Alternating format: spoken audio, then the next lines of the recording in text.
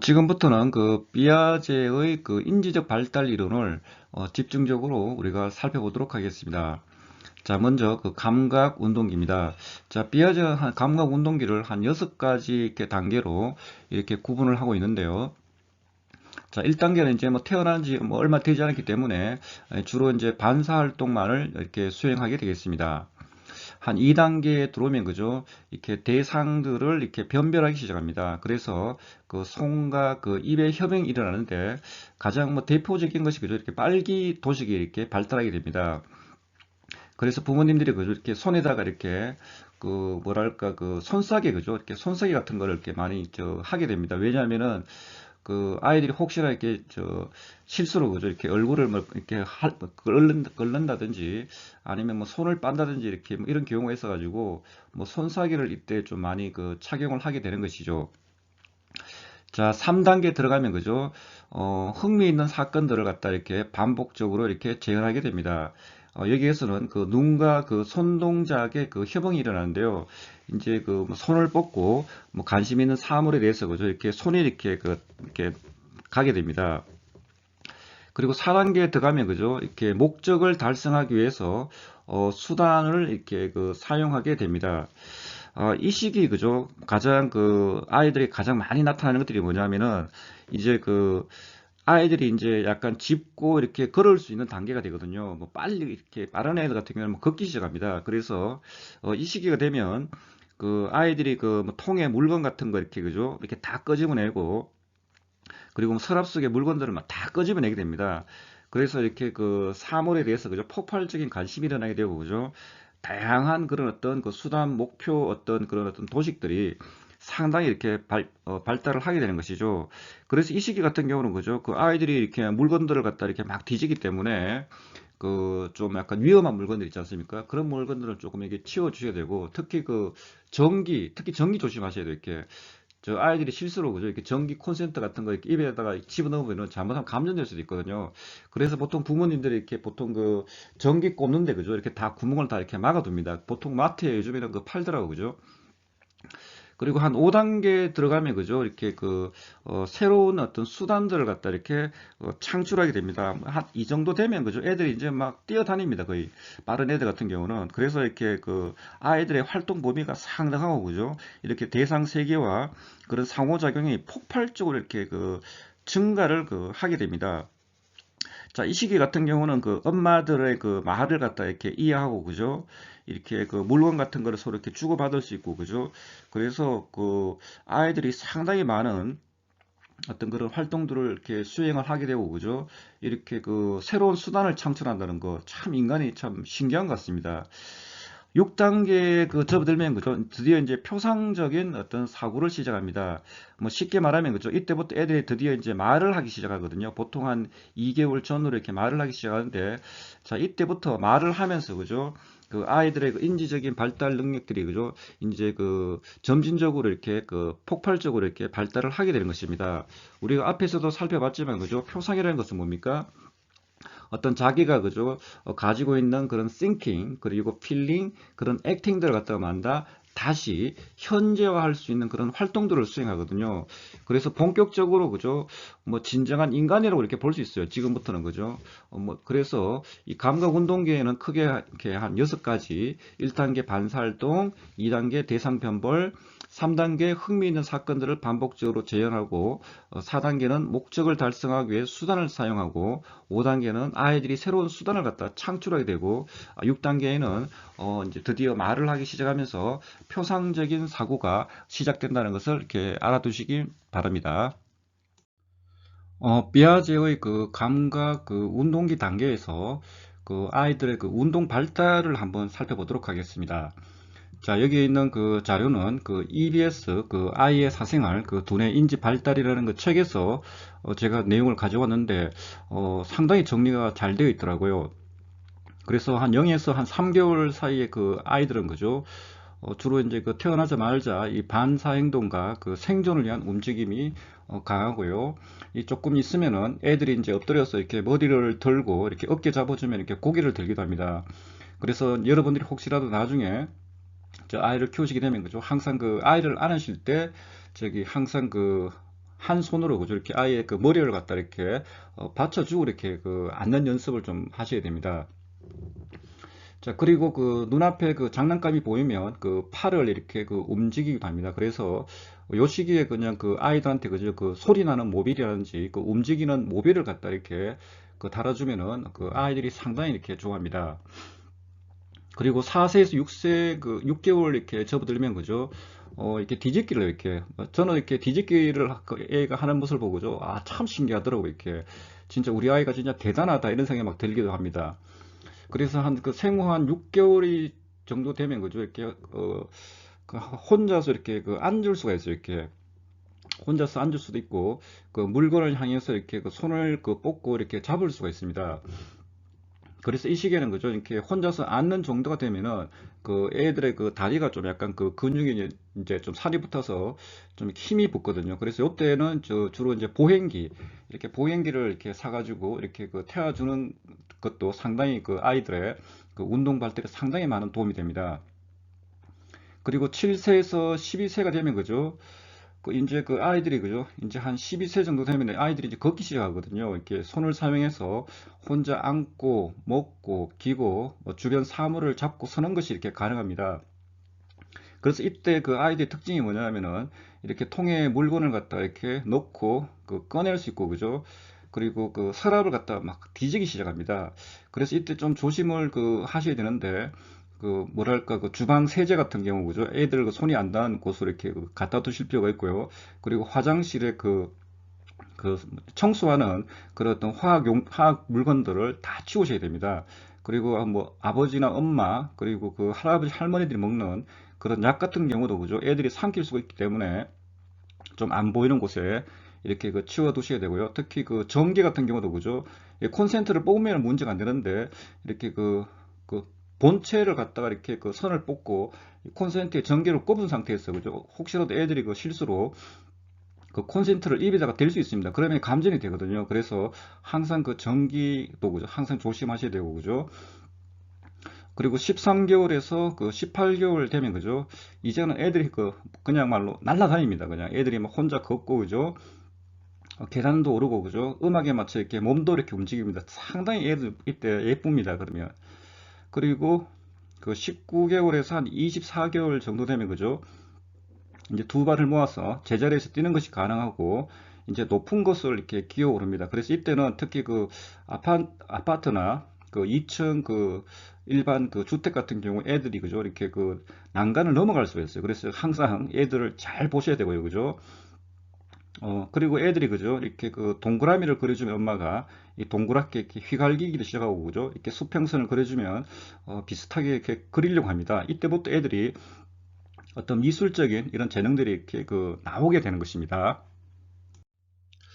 제가 그 감각 운동기의 그 아이들의 그 특성들을 그 자료를 이렇게 조사하는 과정에서 제가 그 옛날에 그 저기 아이들 그 자료들을 이렇게 모아놓은 그 어떤 그 서랍장이 하나 있거든요. 그 서랍장을 이렇게 열어보니까 그 산모 수첩이 이렇게 있더라고요.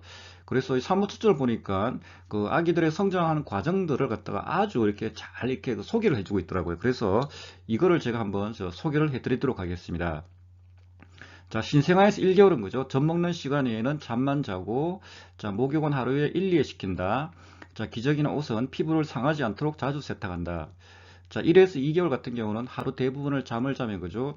소리 나는 방향으로 이렇게 얼굴을 돌리고, 자, 물건을 보려고 했습니다. 자, 이때는 뭐 이렇게 딸랑이라든지 그 소리 나는 그런 모빌들, 그죠? 이렇게 노래 같은 거 이렇게 틀어줘도 상당히 좋습니다. 자, 안아줘도 좋지만, 자, 울 때마다 안아주는 습관을 들이지 않는다. 자, 2, 3개월 같은 경우는 자, 엎드려 놓으면 자, 30초 정도 이렇게 머리를 세우고 자, 웃기도 하고 이렇게 옹알이를 시작합니다. 자, 눈물을 흘리며 자, 울기도 합니다. 이때는 이제 각종 그 예방 접종을 갖다 이렇게 시작하는 단계고요. 그리고 3에서 4개월 같은 경우는 고개를 바로 할 수 있으며 자, 엎드려 놓으면 자, 머리와 어깨를 움직이고 자, 물건을 손으로 잡으려고 들고 소리 내서 웃기 시작합니다. 자, 무릎 위에 이렇게 세워 놓으면 발딱발딱 뛰기 시작합니다. 자, 침을 흘리기 시작하므로 자, 턱받이가 이때부터 필요하게 됐습니다. 그리고 4개월에서 5개월 같은 경우는 자, 두 손으로 물건을 잘 쥐며 입에 넣으려 들고 자, 안아주면 뒤로 이렇게 젖히려고 듭니다. 그래서 항상 그 아이를 안을 때 그죠? 이렇게 뒤에 목을 항상 이렇게 받쳐 주셔야 되고 그죠? 그리고 체중이 이제 출생 시 약 2배가 됩니다. 그리고 5개월 죽길 같은 경우는 혼자서 뒤집을 수 있으며 이제 옹알이로 의사 표현을 합니다. 그 아기 손이 닿는 곳에 위험한 물건을 이렇게 가급적 두지 않아야 됩니다. 그리고 6개월에서 7개월 같은 경우는 앉기 시작하며 자, 사람들을 알아보고 자, 이가 2개 나옵니다. 그래서 깨어있는 시간이 점점 더 길어지게 됩니다. 그 7개월에서 8개월 같은 경우는 자, 기어다니기 시작하며 앉기도 합니다. 자, 안아주는 버릇이 있으면 자, 고치도록 노력해야 하는 것입니다. 자, 8에서 9개월 같은 경우는 자, 말을 알아듣기 시작해서 자, 낯선 것을 보면 약간 무서워하기도 하고 자, 세우면 자, 손을 잡고 서기도 합니다. 자, 장난감을 이제 손에 쥘 수가 있습니다. 이때부터 좀 애들한테 좀 장난감들을 좀 많이 사주셔야 되겠습니다. 자, 9개월에서 10개월 같은 경우는 자, 물건을 잡고 이제 서기 시작합니다. 자, 먹을 것을 주면 손으로 이렇게 잡아 입에 넣고 자, 이름을 부르면 돌아봅니다. 자, 운니가 나오기 시작합니다. 자, 10에서 11개월 같은 경우는 주위 사람을 알아보며 자, 움직이는 물건에 자, 흥미를 갖습니다. 자, 외출을 좋아하고 자, 물건을 붙들고 걷기 시작합니다. 자, 11에서 12개월 같은 경우는 자, 혼자서 걸을 수 있으며 자, 사람들의 이름을 기억합니다. 자, 엄마 아빠를 말하며 자, 이가 한 8개 가량 나옵니다. 체중이 한 출생 시 한 3배가 되고요. 자, 빨대라든지 이제 컵 연습을 시켜서 이제 젖병 뗄 준비를 하는 시기가 되겠습니다. 제가 그 감각 운동기의 그 아이들의 그 특성들을 사진을 좀 이렇게 보여주기 위해서 그죠? 제가 그 옛날 그 앨범들 다 끄집어내 가지고 한 뭐 2장 정도 이렇게 제가 그 올려봤습니다. 이게 그 우리 딸인데 그죠? 그 생후 5개월 때 그죠? 이렇게 그 보행기 그 타는 모습입니다. 이제 다리에 힘이 들어가니까 이렇게 보행기를 그 아주 잘 타고 그죠? 우리 옆에 그 오른쪽에 있는 사진은 그 우리 아들 그죠? 이렇게 그 한 생후 한 10개월 될 때 그죠? 이게 아들이 이렇게 그 우리가 맞벌이를 하다 보니까 저 외가에 이렇게 맡겼는데 이게 할아버지 할머니가 이렇게 윷놀이를 이렇게 자주 하셨나 봐요. 이렇게 그래서 그 윷놀이를 갖다 유심히 관찰 이렇게 하고 있다가 항상 그 서랍장에 그 윷놀이를 넣어놨거든요. 그래서 항상 이 서랍장을 꺼내 가지고 이 윷놀이를 갖다 가지고 이렇게 애가 지금 놀고 있는 모습입니다. 이게 한 10개월 때 이렇게 모습입니다. 비아제의 그 감각 운동기 그 발달에 따르면 그죠? 그 이 시기부터 이제 대상 개념들이 그 상당히 그 발달하는데요. 그 비아제의 그 한번 내용들을 한번 그 살펴보도록 하겠습니다. 자, 1단계 0에서 1개월입니다. 자기와 그 다른 대상을 그 변별하지 못합니다. 자, 출생 시 유아는 그 반사 수준 외에는 그 대상을 인식하지 못합니다. 따라서 자신과 대상을 구분하지 못합니다. 제일 그 밑에 보시면 자, 예를 들어서 자, 유아가 그 자신의 시야에서 그 엄마의 얼굴이 나타나면 그 엄마를 쳐다보지만 자신의 시야에서 엄마의 얼굴이 사라지면 반사적으로 다른 곳을 쳐다보며 자, 어떠한 기대나 탐색을 보이지 않습니다. 2단계는 그 1에서 4개월인데요. 그 대상에 대한 그 인식이 생겨나는 단계입니다. 자, 이 단계에서는 자, 유아는 자, 시각과 그 청각의 그 협응을 통해서 그 소리를 그 낸 대상을 그 보려고 애씁니다. 그렇지만 유아는 자, 그것을 잠시 동안 응시하기는 하지만 그것이 다시 나타나기를 기다리는 것처럼 더 이상의 그 능동적인 탐색은 그 이루어지지 않는 단계입니다. 3단계 그 4개월에서 8개월 사이인데요. 자, 움직이는 그 대상의 위치를 그 예측하기 시작합니다. 자, 유아는 그 대상을 눈으로 이렇게 추적하는데 그 상당히 능숙해지고, 자, 대상이 움직이면 자, 눈으로 따라가면서 쳐다보고, 자, 움직임이 중단되면 그 대상의 그 눈을 고정시키게 됩니다. 자, 이러한 어떤 그 행위들은 그죠? 어떤 대상 영속성, 아브젝트 퍼포먼스 개념의 그 초기에 그 해당하는 것입니다. 자, 우리가 앞에서 대상 영속성이라는 것은 그죠? 자, 눈앞에 보이지 않더라도 대상이 존재한다는 사실을 그 인지하는 것이라고 우리가 공부를 했었습니다. 4단계는 그 8에서 그 12개월이고요. 그 사라진 대상들을 그 탐색하기 시작합니다. 자, 유아는 그 대상이 사라져도 그 없어지지 않는다는 것을 인식할 수 있는 그런 대상 영속성 개념을 가지게 되는 단계라고 보시면 되겠습니다. 그 하단에 그 피아제의 큰딸의 그 사례를 한번 볼까요? 자, 10개월, 자, 18일 된 큰딸 제클린은 그녀의 시선을 끌거나 산만하게 할 어떤 것도 없는 그런 매트리스에 앉아 있었습니다. 피아제의 나는 제클린의 손에서 딸랑이용 앵무새 인형을 빼앗아서 자, 왼쪽 매트리스 그 A 밑에 연속해서 2번 숨겼습니다. 2번 모두 제클린은 즉각적으로 대상을 찾아 그것을 찾아내었습니다. 그러면 나는 제클린의 손에서 앵무새 인형을 가져다 제클린 눈앞에 매우 천천히 이동해서 자, 오른쪽에 있는 그 매트리스 B 밑에다가 넣어두었습니다. 자, 제클린은 이 동작을 주의 깊게 보지만 자, 앵무새 인형이 자, B 속으로 사라지는 순간 제클린은 왼쪽으로 몸을 돌려 자, 이전에 있던 곳 자, A에서 앵무새 인형을 꺼내려고 시도하였습니다. 일단 그 대상이 사라져도 그죠, 이렇게 그 없어지지 않는다는 것을 인식할 수 있는 그런 대상 영속성을 개념을 가지지만 그죠, 이거 위치를 갖다 싹 바꿔버리면 지금 찾지를 지금 못하는 어떤 그런 어떤 단계라고 보시면 되겠습니다. 자, 5단계는 그 12개월에서 18개월이고요. 사라진 대상을 탐색하면서 전이를 고려합니다. 자, 유아는 그 가시적인 전이, 눈에 보이는 그런 어떤 전이, 그 위치가 변하는 것들을 갖다가 능동적으로 대처를 할 수 있지만, 어떤 비가시적인, 인비저블한 어떤 전이에 대해서는 대처를 하지를 못하는 단계가 되겠습니다. 자, 그 밑에 그 큰딸 제클린의 사례를 한번 볼까요? 자, 1년 6개월 9일째 그날 저녁 나는 작은 새끼 양을 가지고 자, 실험을 되풀이하였습니다. 큰딸 제클린이 직접 상자 안에 양을 넣었고 내가 그것을 통째로 카페트 아래에 두었을 때 제클린이 쿠쿠 양 하고 내게 말하였습니다. 내가 비어있는 상자를 가져왔을 때 제클린은 양 하고 말하지만 카페트 아래를 보지 않습니다. 내가 카페트 아래에 통째로 두면 언제나 그녀는 즉시 상자를 찾아 양을 꺼냈습니다. 그러나 내가 처음의 기법을 사용하여 다시 시작하면 제클린은 더 이상 카페트 아래를 보지는 않았습니다. 6단계는 18개월에서 24개월 사이인데요. 어떤 부재된 대상에 대한 그런 이미지 전이에 대해서 표상을 할 수가 있습니다. 자, 2단계에 접어든 유아는 그죠, 표상적인 사고를 통해서 부재된 대상도 찾고 탐색을 할 수가 있습니다. 자, 그 밑에 아래 사례를 볼까요?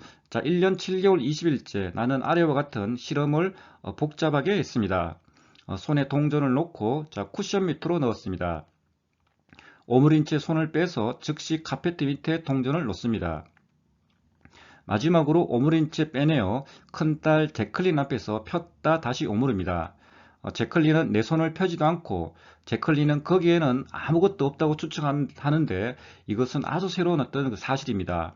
자, 옆쪽으로 내 손을 밀어낸 다음에 쿠션 아래를 보고 그런 다음 즉시 그 카페트 밑을 보고 동전을 발견합니다.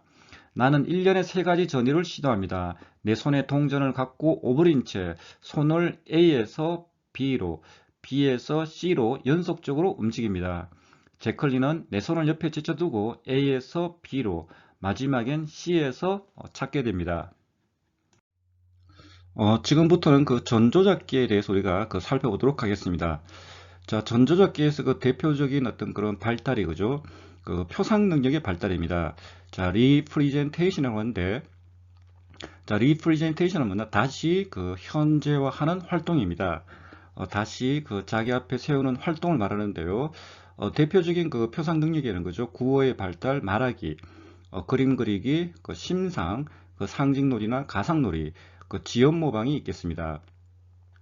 자, 먼저 구어의 발달입니다. 자, 언어는 자, 인지 발달의 그 필수적인 그 3가지 중요성을 갖습니다. 첫째, 그 타인들과의 그 언어적 교환 가능성. 자, 이것은 그 사회화된 행동이 시작된다는 것을 알려주는 그 지표가 되겠습니다. 뭐 쉽게 말하면 드디어 이제 그 인간이 되는 것이죠. 자, 둘째, 그 단어들의 내면화. 자, 내면적 언어와 그 기교 체계에 의해서 보관된 그 생각 자체의 출현입니다. 그리고 세 번째 마지막으로 가장 중요한 것은 그 활동의 내면화인데, 자, 지금까지 쉽게 말하면 그 감각 운동기까지는 자, 전적으로 지각적이고 자, 운동적이었던 행동들이 이제는 내면화되어서 영상과 그런 정신적 실험이라는 그런 수단에 의해서 자, 직관적으로 그 자체가 표상될 수 있다는 것입니다. 자, 그리고 이제 그림 그리기가 이때부터 이제 본격적으로 이렇게 그 활발하게 나타나게 되겠죠. 쉽게 말하면 그 내가 가지고 있는 그런 thinking, feeling, acting들을 갖다가 뭐 한다? 다시 뭐 한다? 이렇게 그림으로 이렇게 현재화하는 것들, 다시 뭐 한다? 이렇게 보여주는 것을 말하는 것이죠. 그래서 대표적인 그 표상 능력의 하나가 되겠습니다. 자, 심상은 그 과거에 지각된 그 경험과 그 사물에 대한 그런 내적인 표상이 되겠습니다. 쉽게 말하면 그 마음에 그죠 어떤 게 그림을 갖다가 그리는 행위인데 그죠. 자, 심상은 그죠 또 한편으로는 표상이지만 만다 이 심상을 갖다가 다시 만다 또 표상하게 됩니다. 그래서 이중의 그 표상이 나타나게 됩니다. 그래서 뭐 구어로도 나올 수도 있고 그죠 또 그림으로 나올 수도 있고 뭐 지연 모방으로 이렇게 또 나올 수가 있는 것입니다. 그리고 상징놀이나 가상놀이 같은 경우는 어떤 가상적인 그 사물이나 그 상황을 실제 사물이나 그런 상황으로 상징화하는 놀이에 해당되겠습니다. 자, 상징놀이는 그죠? 이렇게 동화에 해당되거든요. 그죠? 그래서 어떤 기호적인 기능, 어떤 상징적인 기능의 그런 특별한 그런 사용을 보여주는 것입니다. 아동이 그런 생활 경험에서의 모든 것을 표현하기 위해서 그죠? 마음대로 이렇게 상징을 창조하는 것이죠. 그죠? 그래서 언어 자체만으로는 동화되거나 명료화될 수 없는 경험들을 이렇게 그 표현하는 그런 행위가 되겠습니다. 그래서 상당히 이 상징놀이나 가상놀이가 상당히 중요한 어떤 그 표상에 그 해당되겠습니다. 지연 모방은 그죠? 아동이 특정 행동을 관찰하고 나서 그죠? 어느 정도의 시간이 지난 후에 그 행동을 그대로 모방하는 것입니다. 그래서 집에서 그죠? 그 부모님들이 그죠? 이렇게 말이라든지 행동하는 거 상당히 조심하셔야 되고 그죠? 특히 그 보육 교사라든지 유치원 교사 같은 경우는 특히 말과 행동을 갖다 조심해야 돼요. 왜냐하면 그걸 갖다 유심히 봤다가 나중에 그대로 이렇게 그 모방을 하게 됩니다. 제가 한번 그저 집에서 그저 깜짝 놀란 적이 있어요. 제가 그 주말마다 이렇게 그 거실에 이렇게 그 소파 있거든요. 소파에 누워서 리모컨을 딱 쥐고 그죠. 이렇게 그냥 뭐 정처 없이 그냥 리모컨을 막 누르면서 TV를 보고 있었어요. 그죠. 그런데 제가 이제 학교를 가고 이제 어느 날 집에 딱 왔는데 그죠. 우리 딸이 그죠. 소파에 누워가지고 리모컨을 쥐고 그죠. 저하고 똑같은 그런 어떤 행동을 하는 거 이렇게. 그래서 저는 깜짝 놀랐습니다. 그래서 제가 그날로부터 그죠. 제가 거실에 있는 TV를 갖다가 그냥 다 치워버렸어요. 없애버렸어요. 이렇게. 그리고 유선 방송도 다 끊어버리고 그죠. 그래서 저는 이렇게 진짜 조심해야겠구나. 집에서 부모님들이 어떤 말과 행동을 진짜 조심해야 되구나. 아이들이 막 그대로 이렇게 지어모방 한다는 것입니다. 그래서 가정에서 그리고 유치원이나 그런 어떤 보육 그 어린이집에서 그죠. 특히 이렇게 어른들이 참 이렇게 행동을 그 조심해야 될 것 같습니다. 네. 자, 여기에 그 나와 있는 저 그림들은 그죠? 제가 그 제 수업을 들었던 그 학생 중에 한 명, 그죠? 유아교육과를 전공한 학생이 하나 있었는데, 이렇게 실습을 가서 그 학생들을 갖다 잘 관찰해서 사진을 갖다 이렇게 찍어 왔더라고요. 그리고 이렇게 그 실제 수업 시간에 이렇게 발표도 이렇게 시켰는데, 여기에 나온 자료는 그 학생의 그 사진 자료들입니다. 자, 이렇게 그림을 보시면 그죠? 뭐 이렇게 뭐 낙서하는 것 같이 이렇게 보이시죠? 그죠? 그렇지만은 그죠? 이 아동들이 만다 그 나름의 그 자기들의 그 마음속에 갖고 있는 그런 thinking, feeling, acting들을 갖다 이렇게 그 표현한 겁니다. 그래서 그 아이들의 그림이 이렇게 낙서같이 보일지 모르지만 만다 이거는 진짜 그 아이들에게 대단한 겁니다. 이렇게. 그래서 이렇게 그림이 조금 이렇게 이상하더라도 이렇게 칭찬을 갖다 이렇게 많이 그 해 주셔야 되겠습니다. 자, 삐아제에 의하면 그죠? 그 밑에 하단에 보시면 그죠? 이렇게 만 5세나 6세의 그 아동 같은 경우는 자, 언덕 가장자리에 있는 집과 나무를 갖다 이렇게 그리려고 하면은 자, 아동은 자, 언덕면과 이렇게 수직으로 이렇게 그립니다. 이렇게 A 그림 같이 그죠? 그런데 한 8세나 9세가 된 아동들 같은 경우는 이제 비로소 이제 언덕면과 그런 지면을 갖다 협응할 수 있게 되어서 어떤 대상들을 지면에 이렇게 수직이 되도록 이렇게 그린다고 이렇게 비아제는 말하고 있습니다. 자, 심상에 대해서 한번 볼까요? 자, 지금 보니까 그 선생님이 이렇게 보라의 새 친구들이라는 이렇게 동화를 들려줍니다. 동화를 들려주고 난 뒤에 그 재미있었거나 혹은 생각나는 것 혹은 유치원이나 그 동네 등에서 어떤 새로 친구를 사귄 경험을 갖다가 이렇게 그림이나 다시 글로 이렇게 표현해 보려고 하는 겁니다. 쉽게 말하면 그 이중의 그런 어떤 표상이 되는 것이죠. 그래서 그림 일과 같이 이렇게 그 케이스를 보면 그죠? 어떤 그 주제와 관계없이 그지 그냥 자기의 과거의 경험을 그냥 이렇게 막 반복해서 이렇게 그린 애들도 있고 그죠 그리고 또 경우 2번 사례 2번 같이 그죠 어, 주제와 관련되는 어떤 그런 그림을 갖다 그리는 경우도 있습니다. 그런 뭐 아이들마다 약간 발달의 그 차이가 있기 때문에 그죠? 뭐 그런 것 같은데 심상을 갖다 이렇게 그 사례를 갖다 잘 보여주고 있는 어떤 그림인 것 같습니다. 여기서는 심상을 갖다가 만다 마음속에 상을 그리는 것으로 끝나지 않고 만다 이 마음속에 어떤 상을 그리는 이런 것들을 갖다가 만다 다시 만다 이렇게 그림이나 이렇게 글로서 이렇게 표현한 그 이중의 그 표상이라고 보시면 되겠습니다. 자, 이게 어린이집이나 그 유치원 같은 데 가면 그죠? 그 상징놀이나 이렇게 가상놀이 상당히 많이 하는데 제가 그 우리 딸에게 물어봤어요. 이렇게. 자, 가장 재밌는 게 뭐냐고 이렇게 물어보니까 그죠? 두 가지를 꼽더라고. 이게 바로 병원놀이하고 이렇게 그 시장놀이입니다. 아이들이 그죠? 이렇게 그 가상의 혹은 그 상징적인 이런 병원놀이라든지 이런 시장놀이를 통해서 만다 아이들이 만다 실제 그 삶을 갖다가 이렇게 간접적으로 그 익히는 겁니다. 그래서 이렇게 상징놀이나 가상놀이 같은 경우도 그죠? 아이들의 그런 구체적인 그런 현실적인 그런 삶과 이런 밀접하게 관련되어 있는 어떤 이런 놀이들을 갖다 이렇게 많이 해주는 것이 그 아이들에게 많은 도움이 되겠습니다. 자, 이 그림은 그 지연 모방의 그 사례인데, 그죠?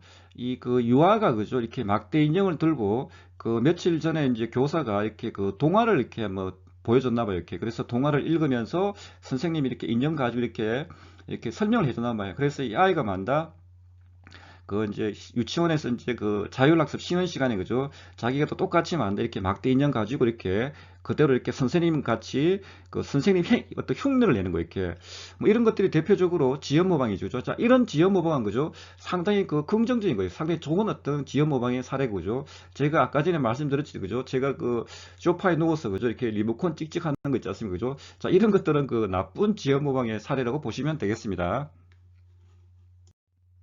지금부터는 그 표상 능력 발달 중에서 그죠? 그 언어에 대해서 한번 우리가 그 살펴보도록 하겠습니다. 자, 여기에 나와 있는 그 자료는 그죠? 그 EBS의 그 아이의 사생활 그 두뇌 인지 발달이라는 저 책에서 제가 이렇게 내용을 가져왔는데 저기 0에서 3개월 같은 경우는 그죠? 이렇게 울음을 통해서 이렇게 의사 표현을 합니다. 자, 엄마가 말하면 이렇게 옹알이로 이렇게 반응하기 시작하고요. 4개월에서 6개월 정도 되면 그죠? 이렇게 자기 이름에 반응하고 다양한 모음 소리를 냅니다. 간혹 가다가 엄마가 그죠? 이야기하듯이 이렇게 옹알이를 갖다가 주고 받기도 하거든요. 그리고 7에서 12개월 같은 경우는 이제 그 옹알이로 이제 대화가 가능합니다. 그래서 이렇게 그 간단한 그죠 이렇게 그 억양을 통해서 그죠 이렇게 의미를 파악하고 이 간단한 그 소리를 갖다가 따라할 수 있습니다. 그래서 한 생후 한 10개월 정도 되면은 그 한 단어로 말하기를 시작해서 한 돌전으로 그죠 이렇게 의미 있는 단어들을 이렇게 사용하게 되는 것입니다. 자, 13개월에서 한 18개월 같으면 그죠?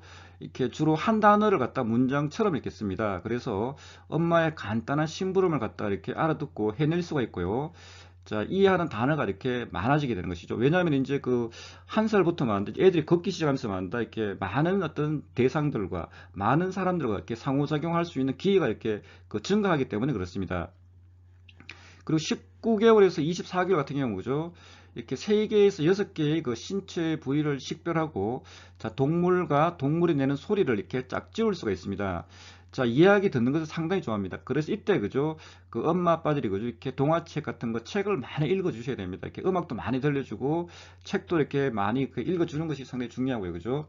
한 24개월 정도 되면 그죠? 두 단어를 이렇게 사용하기 시작하고 뭐 수사, 대명사, 동사를 갖다 쓰기 시작합니다. 그리고 만 2세에서 3세 같으면 한 200개에서 그 300개의 그 어휘를 구사를 하고요. 한 두 단어를 갖다가 이렇게 사용하다가 이제는 한 3개에서 4개의 단어를 갖다 이어서 이렇게 말합니다. 가끔 의문문과 부정문도 이렇게 사용합니다. 뭐이 정도까지 가면 진짜 대단한 아이입니다. 그 만 3세에서 4세 같으면은 한 900개의 어휘를 갖다 사용하고 있고요. 문장의 기본 구조를 갖다 합니다. 보통 우리가 그 말을 읽기 위해서 그죠? 같은 이런 그죠? 무의미한 말들을 갖다 이렇게 섞어 가지고 이렇게 사용할 수 있는 능력들이 발달하고요.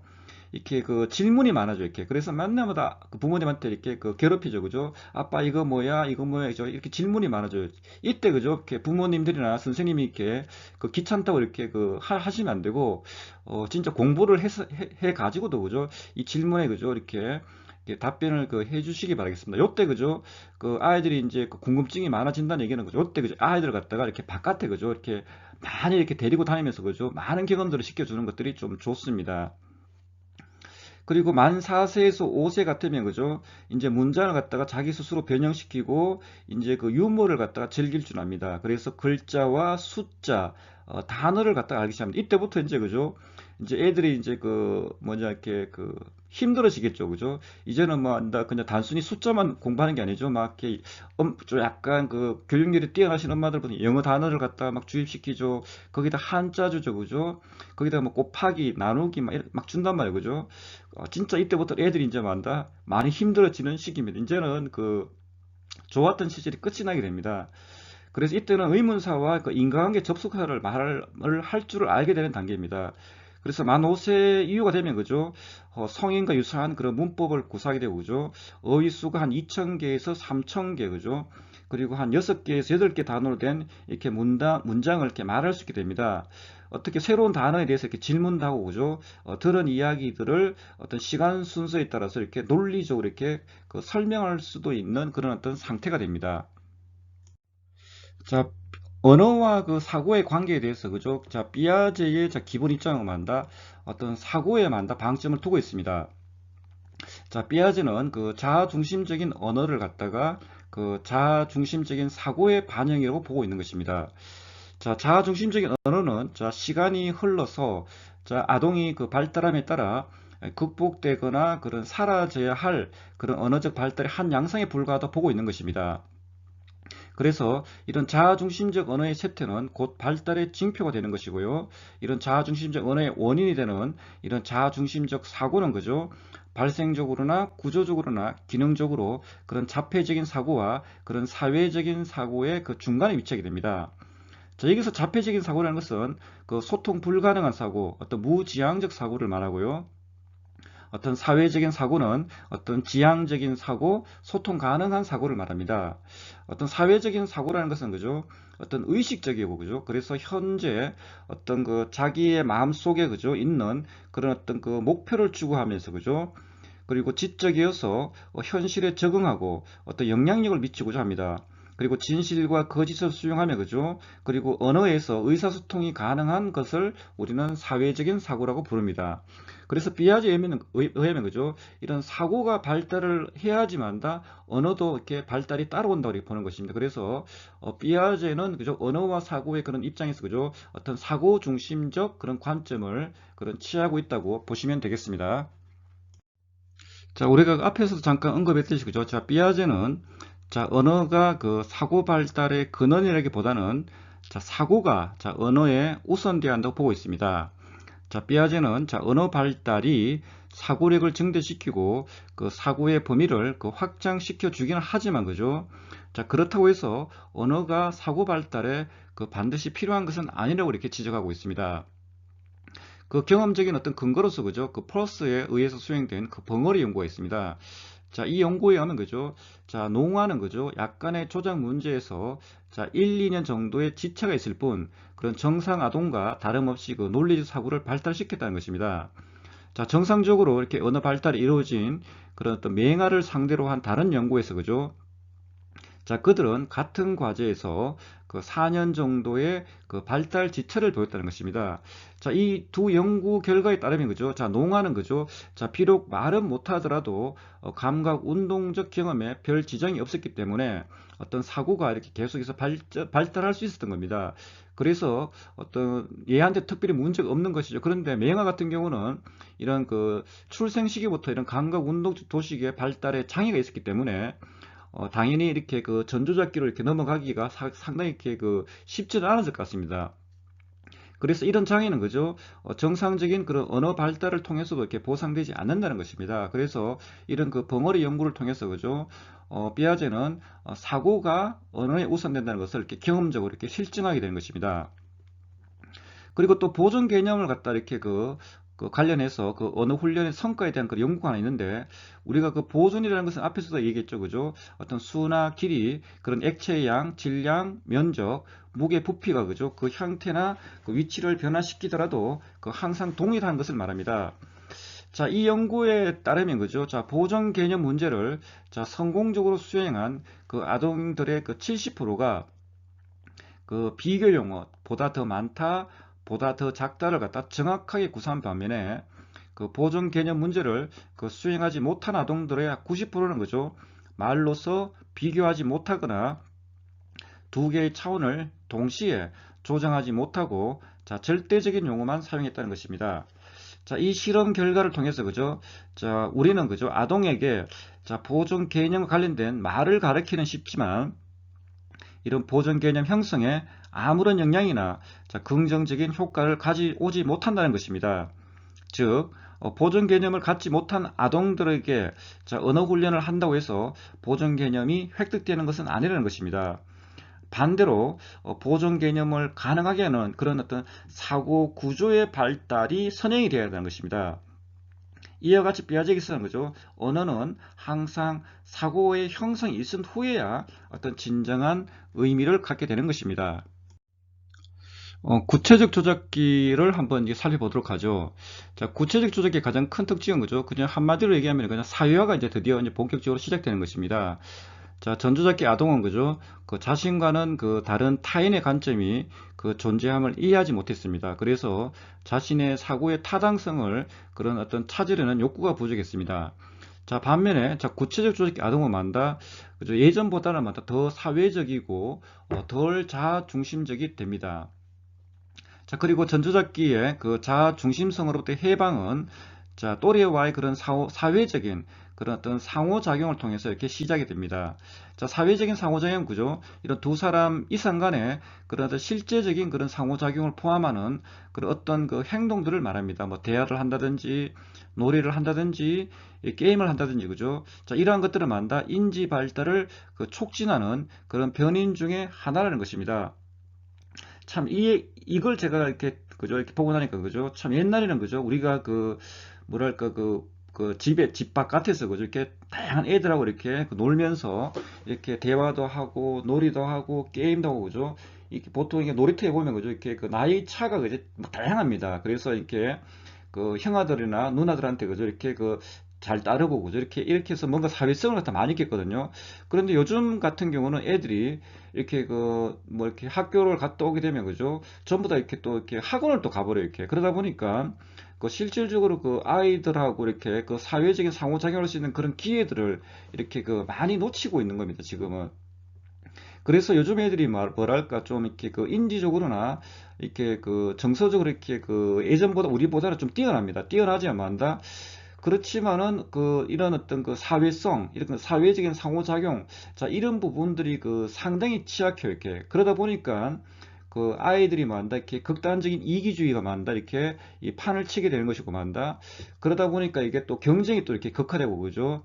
그러다 보니까 좀 이렇게 안타까운 일들이 많이 벌어지게 되죠, 그죠. 참 우리나라도 참 이런 부분들이 좀 빨리 좀 이렇게 변화되어야 될 것 같은데 좀 이렇게 많이 좀 아쉬운 점이 좀 있습니다, 이 부분은. 구체적 조작의 또 가장 중요한 특징이 바로 이 보존 문제를 해결한다는 것입니다. 자, 이 보존이라는 것은 그죠? 자, 수나 길이, 액체의 양, 질량, 면적, 무게, 부피는 그 형태나 위치를 변화시키더라도 항상 동일하다는 것을 아는 것입니다. 자, 이 보존 개념이 그죠? 이렇게 원활하게 이루어지기 위해서는 그죠? 기본적으로 자, 계열성과 서열화, 그리고 유목화, 자, 이행성, 이런 가역성들이 이렇게 뒷받침이 되어 줘야지만 이 보존 개념을 갖다가 성공적으로 이렇게 수행을 할 수가 있는 것입니다. 자, 오른쪽 그림을 한번 볼까요? 자, 아동에게 그죠? 크기와 모양, 그리고 액체의 양이 같은 두 개의 용기를 제시합니다. A. 자, 그런 다음에 한 용기의 액체를 더 길고 좁은 용기에 붓고 나서 아동에게 자, 액체의 양이 동일한가를 비교해 보도록 합니다. B. 자, 전조작기 아동들은 그죠? 두 용기의 액체가 같다는 것을 알지 못하고 만다 더 길고 좁은 용기가 더 많은 액체를 가졌다고 말합니다. 아동은 더 길고 좁은 용기에 있는 액체 양이 더 높아 보이기 때문에 그죠? 더 많은 액체가 담겨 있다고 확신을 합니다. 자, 전조작기 아동이 그죠? 자신이 본 변환의 모든 측면에 주의를 기울이지 못하고 그 높이라는 그런 단일한 그런 지각적인 측면에만 주목한 결과인 것입니다. 자, 구체적 조작기 아동은 그죠? 더 길고 좁은 용기 액체를 부었을 때 그런 증가된 높이가 자, 용기의 좁은 면에 의해서 보상이 되기 때문에 즉 넓이가 높이를 그 보상하기 때문에 그 액체의 양은 그 변하지 않는다고 이렇게 추론을 하게 되는 것입니다. 한 가지 그 재밌는 그 에피소드가 있는데 그죠? 보통 그 아이들은 그죠? 보통 이렇게 그 큰 거를 좋아해. 이렇게 좀 크고 그죠? 이렇게 묵직한 걸 좋아한단 말이에요. 이렇게. 그런데 이렇게 어른들도 마찬가지로 이렇게 보통 어른들도 이렇게 그 선물을 이렇게 해줄 때 그죠? 이렇게 그 포장기가 좀 이렇게 큰 것들을 좋아해 이렇게 보면은 그래서 이렇게 여러분들이 혹시 부모님이나 어른들에게 선물할 때는 그죠? 여러 사람이 선물하는 건 똑같은 걸 해주셔야 돼요 이렇게. 왜냐하면 이렇게 포장지가 틀리고 그죠? 그 상대방이 그 뭐 포장지가 더 크거나 아니면 더 있어 보이게 포장지를 싸면 그죠? 이렇게 그 오해할 수 있어요. 이렇게 삐질 수 있어요. 이렇게. 그래서 그 어른들한테 선물할 때는 그죠? 가급적이면은 이렇게 그 비슷한 그런 용기나 비슷한 박스에 담아가지고 이렇게 그 선물을 해주시기 바라겠습니다. 보통 이렇게 그 어르신들이 이렇게 나이가 들게 되면 그죠? 이렇게 아이가 된다고 그러지 않습니까? 다시 이렇게 전조잡기로 돌아가는 어떤 그런 경향성이 좀 있게 있어요. 이렇게 농담 삼아서 얘기하는 거지만. 근데 사실은 그렇지가 않죠. 그죠? 사실은 이렇게 그 포장지가 작고 그죠? 이렇게 하더라도 만다 그 안에 그죠? 예를 들어서 그 비싼 물건일 수 있지 않습니까? 그죠? 그런데 이렇게 간혹 가다가 이렇게 그 오해 소지가 있는 경우가 있습니다. 이렇게. 비아제에 의하면 이 보정 개념이 그 획득된 연령이 이렇게 상이하다고 보고 있습니다. 뭐 이 연령은 그저 딱 맞아 떨어지는 건 아니고 그죠 이렇게 약간 그 뭐 국가별로나 그 아동의 그 발달의 그 어떤 그 행태에 따라서 조금씩은 틀릴 수는 있어요. 자, 비아제에 의하면 수 개념은 한 5세에서 6세, 자, 길이 개념은 6세에서 7세, 자, 질량, 면적, 액체량은 7에서 8세, 자, 무게 개념은 9세에서 10세, 자, 부피 개념은 11세에서 12세입니다. 자, 보존 개념 발달 순서에 따르면 그 만약 아동이 그 액체의 보존 능력을 가졌다는 것은 그 수나 길이, 질량, 그 면적의 보존이 그 가능하다는 것을 뜻합니다. 그 새로운 형태의 보존은 항상 순서적으로 자, 이전 수준의 그런 보존 개념이 달성되었음을 그 뜻한다고 보시면 되겠습니다. 하단을 보시면 그죠? 자, 5세에서 12세의 그 아동들에게 몇 덩어리 설탕이 물 한 컵에 녹은 후에 무슨 일이 일어났는가를 물어보았습니다. 약 7세까지 아동은 자, 용해된 설탕은 사라지며 그 맛도 냄새처럼 사라진다고 말했습니다. 그리고 7세에서 8세 아동은 자, 설탕이란 물질은 무게나 부피 없이 그 유지된다고 이렇게 말했습니다. 그리고 9세에서 10세 이후의 아동들은 그 무게 보존이 생기고요. 그리고 11세에서 12세 이후에 그죠? 이 부피 보존이 생깁니다. 저 설탕이 첨가되었을 때 약간 높아진 그래 물의 높이가 그 설탕이 녹은 후에 원래 수준으로 돌아가지 않는다는 그런 사실을 그런 인식할 수 있다는 그 단계로 보시면 되겠습니다. 자, 여기에서는 그 보존 개념 그 실험 사례를 갖다 이렇게 보여주고 있는 것입니다. 자, 거기 양을 한번 볼까요? 자, 똑같은 양의 점토 덩어리를 제시합니다. 최초에. 그러다가 약간 변형시키죠. 자, 점토 하나를 그 소세지 모양으로 만든 후에 자, 두 개의 점토 덩어리가 같은 양인지를 이렇게 묻는 그런 실험이 되겠습니다. 그리고 그 밑에 하단에 그 부피 개념 볼까요? 자, 두 개의 똑같은 컵에 그 같은 양의 물을 붓고 같은 크기의 점토를 넣어 물의 높이가 똑같이 올라오는 것을 제시합니다. 자, 그래서 이제 변형을 시킵니다. 자, 한 개의 점토를 모양을 변형시키고 자, 물의 높이가 같게 되는지를 묻게 되는 것입니다. 자, 이런 어떤 그 실험들을 통해서 그죠? 그 아이들의 그런 보존 과제 능력들을 이렇게 그 확인을 하게 되는 것입니다. 시간과 그 속도의 그 문제인데요. 그 비아제와 그 이넬드에 의하면 그죠? 1969년도에 그 The Psychology of the Child 그 아동의 그 심리라는 그런 어떤 책에서 그죠? 10세에서 한 11세가 되어야 비로소 그 시간과 속도 사이의 그 관계를 그 이해한다고 보고하고 있습니다. 자, 10세 이전의 아동은 그죠? 대상이 움직이는 그런 다른 대상을 초월한다면 그것이 다른 대상들보다 더 빠르다고 생각을 한답니다. 자, 그러나 그것은 그 이 시기의 아동이 그 두 대상의 속도를 비교할 때 그 도착점만을 고려하고 출발점과 속도 그리고 도로의 상태를 그 고려하지 않았기 때문에 그렇게 생각한다고 그렇게 보고 있습니다. 그래서 본격적으로 그 시간과 그 속도, 그죠? 뭐 시간과 그 이동한 거리, 그리고 이 속도의 이 개념이, 그죠? 구체적 조작기 아동들 한 10세에서 11세에 그죠? 이렇게 비로소 그 정교하게 이렇게 발달된다고 이렇게 보고하고 있습니다. 우리가 그 앞에서 그 바벨 이네르드라는 어떤 그 교수 이름이 나왔습니다. 자, 이분은 그 1913년도 그 스위스 태생이고요. 그 비아제와 함께 그 아동 발달 연구를 이렇게 같이 공동으로 많이 그 수행하신 분입니다. 제가 인용했던 자료들은 그죠? 그 1958년도에 Growth of Logical Thinking, 어떤 논리적 사고의 성장, 그리고 1964년도에 The Early Growth of Logic in the Child, Classification and Seriation. 자, 아동의 그 초기 그 논리 성장입니다. 어떤 유목화와 그죠? 그 계열성 혹은 그 서열화 관련되는 그런 책자고요. 그리고 1969년도에 The Psychology of the Child, 그 아동의 그 심리라는 그런 어떤 책자가 있습니다. 그래서 이넬드라는 이 교수를 갖다가 그죠, 그 항상 삐아지 공부하실 때는 항상 이렇게 알아두시면은 그 많은 도움이 되겠습니다.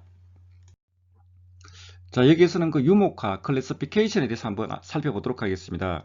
자, 유목화라는 것은 그 대상들 간의 유사성, 어떤 차이점, 그리고 관련성에 따라 분류하는 능력을 말하는데요. 자, 피아제와 그 이넬드는 그죠? The Psychology of the Child, 아동의 그 심리라는 이 책에서 그죠? 그 크기와 그 색이 다양한 기하학적인 형태를 제시하고 어떤 비슷한 대상을 갖다가 그 함께 이렇게 묶어보도록 했습니다. 자, 이 실험에서 피아제는 크게 한 세 가지 발달 수준이 있음을 발견했습니다. 자, 수준 1, 그 4, 5세 아동입니다. 자, 전형적으로 유사한 것에 기초해서 사물들을 골라냅니다. 자, 아동은 자, 검은 원형과 흰 원형, 자, 둘 다 원형을 함께 모읍니다. 그런 다음에 흰 삼각형을 흰 원형, 둘 다 흰색에 더하고 회색 삼각형을 자, 흰색 삼각형과 함께 놓으면서 이들이 모두 같다고 주장합니다. 자, 이 수준의 아이들은 그죠? 대상들의 그 개별적 쌍들 간의 그 유사성만을 고려하고 그 대상들 간의 차이점을 이렇게 고려하지 못한다는 어떤 점에 있습니다. 수준 2의 그 7세 아동은 그죠? 자, 전형적으로 그 한 차원 어떤 모양이나 그 색에 따라 유사한 대상을 모읍니다. 아동이 모양에 따라 분류할 때는 원형이 함께 놓이고 자, 삼각형이 함께 놓이는 그런 방식입니다. 만일 아동이 이렇게 색에 따라서 분류한다면 어떤 검은색 원형과 검은색 삼각형을 이렇게 함께 놓을 것입니다. 자, 이 수준의 아동은 그죠? 자, 유목과 그 하위 유목 사이의 그 논리적 관계성 혹은 그 유포섭, 클래스 인클루전을 자, 이해하지는 못하는 그런 단계라고 보시면 되겠습니다. 그 앞에 그 슬라이드에 그 이어서 그죠? 자, 유포섭의 문제, 그러니까 상위 유목과 그 하위 유목의 그 관련성을 갖다 이해하는 그런 유포섭의 문제의 사례를 살펴보면 그죠? 7세 아동에게 갈색 나무 구슬 18개와 자, 흰색 나무 구슬 2개를 제시합니다. 자, 그런 다음에 아동에게 구슬의 재질과 개수에 대해서 질문합니다. 자, 만약 아동이 구슬이 모두 나무이고 자, 18개는 갈색, 2개는 흰색이라고 답변한다면 아동에게 다음 질문합니다. 자, 나무 구슬이 맞니? 아니면 갈색 구슬이 맞니? 자, 이 질문에 대해서 아동은 자, 전형적으로 나무 구슬보다는 갈색 구슬이 더 많다고 대답합니다. 자, 왜냐하면 자, 아동은 그런 갈색과 흰색 유목을 비교할 수 있지만 그 하위 유목인 그런 갈색 구슬을 그런 상위 유목인 그런 나무 구슬과 비교할 수 없기 때문입니다. 즉, 이 수준의 아동은 자, 유포섭, 그런 상위 유목과 그런 하위 유목 간의 그런 관련성, 그런 유포섭을 그런 이해하지 못하기 때문입니다. 자, 수준 3의 그 8세 아동에게 이르면 그죠? 자, 전형적으로 그 유포섭의 원리에 대해서 이해를 합니다. 자, 아동은 자, 갈색 구슬 유목이 자, 나무 구슬 유목보다 더 작다는 것을 이해하게 됩니다. 자, 이 수준의 아동은 자, 유사점뿐만 아니라 차이점, 그리고 유목과 하위 유목 간의 관계인 그런 유포섭에 대해서도 추론할 수 있게 되는 어떤 단계에 이르게 됩니다. 뼈아제의 그 발달 단계인 그 제일 마지막에 있는 그 형식적 조작기에 대해서 살펴보도록 하겠습니다. 자, 이 시기에는 그죠? 가설 연역적 추론이 그 발달하게 됩니다. 자, 가설적 추론은 경험하지 않은 일에 대한 그 추론이고요. 어떤 지각과 기억을 초월하여 자, 우리가 직접적으로 알지 못했던 일, 어떤 가설적인 일을 다루는 추론에 해당이 되겠습니다. 자, 연역적인 추론은 어떤 전체로부터 결론에 이르는 혹은 그 일반적인 것에서부터 특수한 것에 이르는 그런 추론에 해당이 되겠습니다. 가설 연역적 추론은 자, 주제가 실제로 증명된 사실에서 나왔다기보다는 어떤 가설의 전제로부터 나온 그 연역적인 결론을 포함하는 추론이 되겠습니다. 만일에 그 논리적인 논쟁에서 자, 석탄이 흰색이라고 가정하자라는 진술이 전제된다면 자, 이 문제를 해결하도록 요청받은 구체적 아동은 석탄은 검은색이며 따라서 그 질문은 엉터리라고 주장할 것입니다. 반면에 그 형식적 조작기 아동은 기꺼이 석탄은 흰색이라는 가정을 받아들이고 문제의 논리에 관해서 추리를 하게 됩니다. 더 나이든 아동은 그 내용이 진실이든 진실이 아니든 상관없이 문제의 구조를 논리적으로 분석할 수 있게 됩니다. 어떤 과학 기납적 추론에 대해서 한번 살펴보도록 하죠. 자, 기납적인 추론이라는 것은 어떤 특수한 사실에서 자, 일반적인 결론에 이르는 추론입니다. 쉽게 말하면 어떤 개별적인 어떤 그런 사실들을 가지고 어떤 최종적인 그런 하나의 그런 일반적인 결론에 이르는 추론인데요. 자, 이것은 그 일반화 혹은 과학적 법칙들을 발견하기 위해서 어떤 과학자들이 주로 사용하는 그런 추론 과정에 해당됩니다. 자, 이넬더와 삐아제는 그죠? 그 1958년도 The Growth of Logic Thinking, 어떤 논리적 사고의 그 성장이라는 책에서 자, 형식적 그 조작기 아동이 자, 어떤 문제에 직면했을 때 과학자와 매우 유사한 추론을 할 수 있다고 하였습니다. 자, 이들은 가설과 어떤 실험을 하고 변인을 통제하고 결과를 기록하고 그 결과로부터 어떤 체계적인 방식으로 결론을 이끌어내게 됩니다. 자, 대표적인 사례 한 가지를 들도록 하겠습니다. 진자 운동의 문제인데요. 자, 진자 운동 문제를 풀 때는 변인을 더하기보다는 오히려 그 제외시키는 것이 요구되는 것입니다. 자, 무거운 물건을 줄의 끝에 매달아서 자, 진자처럼 움직이게 합니다. 자, 서로 다른 길이의 실과 다른 무게의 진자를 그 아동에게 제공한 후에 자, 무엇이 진자의 운동 비율과 진동을 통제하는지를 결정하고 어떤 설명할 것을 요구합니다.